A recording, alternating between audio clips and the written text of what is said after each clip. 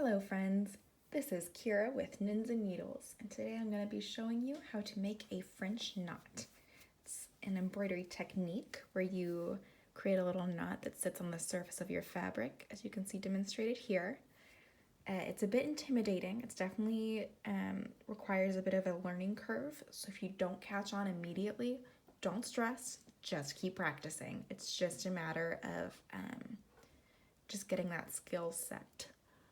So let's go ahead and get started. I'm going to be using it to fill in her 3 little freckles here. So we're going to come up from the back, like we do with most stitches, right on the dot, right where I want the dot to be. So I come up, pull all the way through. Here's where it gets interesting. I'm going to actually hold the thread tight with my left hand, my non-dominant hand. If you're left-handed, do it with your right. And I'm going to hold that tight. Tension is kind of key for this stitch. With my right hand, I'm going to take my needle and actually wrap the thread around the needle with my left hand. So we're going to do it 3 times. We go 1, 2, 3. And then once you've got those 3 loops wrapped around, you're going to keep holding it pretty tight. You may need to loosen it a bit so that you can move your thread and actually move your needle, I should say. But you do want to hold it, quite tense. Then we're going to reinsert our needle quite close to the original drop-off point, but not back through that hole. If you go back through the hole, it's going to be a whole nightmare if you're getting stuck. So do it just a little bit over. Reinsert your needle. I'm trying to move the thread so you can see me reinserting. Oh, okay. Well, keep holding it tight. Reinsert your needle.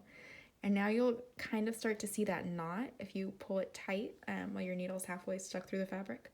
You can see this is going to be the knot right up here.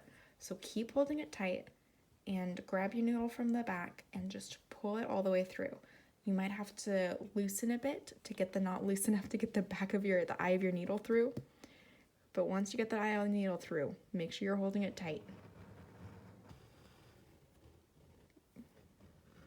And then you can let go once you're right at the end. And pull, and bam, you've got a little knot right up there, right on top of your fabric. That, my friends, is a French knot.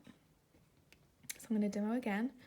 I come up from the back where I want the knot to be, pull all the way through, and hold it tight with my left hand.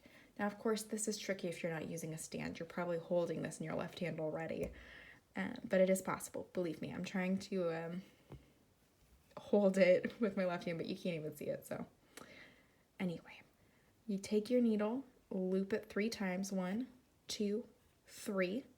You can hold on to that knot with your pointer finger if you need to, but just loosen that tension enough to get your needle back to the fabric and reinsert your needle close to but not through the original hole.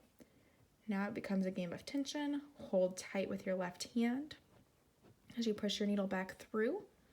Loosen it slightly to get the eye of the needle through, but do keep holding it tight so you don't lose that knot. And pull it all the way through with your right hand. Bam. That one got a little more feathery because my tension wasn't quite as secured, but you get the idea. And one last time. We pull the way through. 1, 2, 3. Push back in, close to but not through the knot, holding it tight this whole time. Still holding tight. Loosen it enough to get the eye through, which is a little tricky on this one, and then hold it tight again. Look at that beautiful French knot. That one was really good.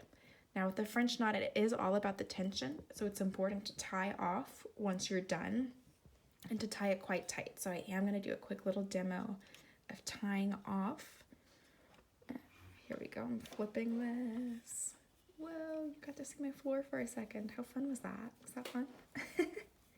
Here's the back of my hoop, a mess as usual. I'm not fussy about my hoop backs. Some people are, I am not. All right, so the best way, the easiest way I should say, I find to tie off quite tight is to actually go underneath a previous stitch, any previous stitch, but of course you want to be quite close so you're not creating too too many lines. So I'm going to go underneath the stitch and not pull tight, but leave a loop. So I went right to left, so now again I go right to left through the hoop and pull that quite tight, and bam, I've created a knot. And that's just an easy way to make a knot on the back of your hoop. I'm gonna do 2 just for security and because it is a French knot and I do want that tension to really be quite tight. All right, and now we see the effect on this side. Let me show her off a little. There you go. That is how you make a French knot. Happy stitching, my friends.